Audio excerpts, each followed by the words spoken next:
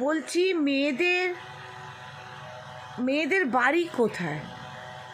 না শ্বশুর বাড়িতেও নিজের বাড়ি নয়, বাপের বাড়ি সেও নিজের বাড়ি নয়, তাহলে কোথায়? মেয়েদের এখনও উন্নতি হয়েছে তো কোথায়? উন্নতির কোনো ফলই দেখতে পাচ্ছি না।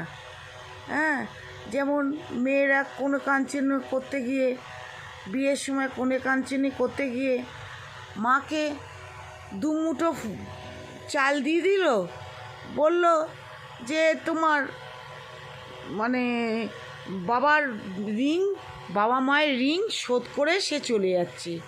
এটা কি হয়? না এটা কোনো হয়েছে? এটা কি নিয়ম?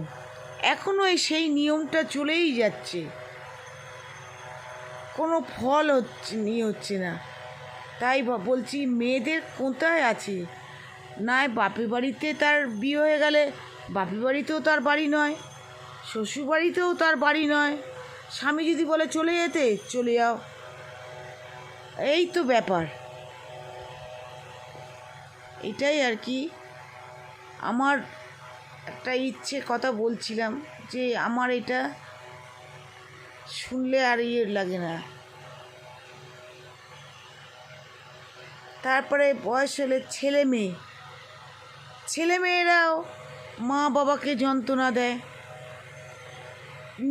নিজের ইচ্ছা মতন চলে, মা বাবাকে ভাবে পথের কাঁটা, চলে গেলেই বাঁচে।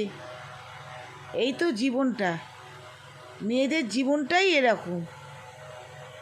সেই ছেলে মেয়ে বড় হলে তাদের মতে চলতে হবে, তাদের মতে যদি না চলি তাহলে সে মা ভালো না, তাকে দিয়ে আসো বৃদ্ধাশ্রমে। এইটাই।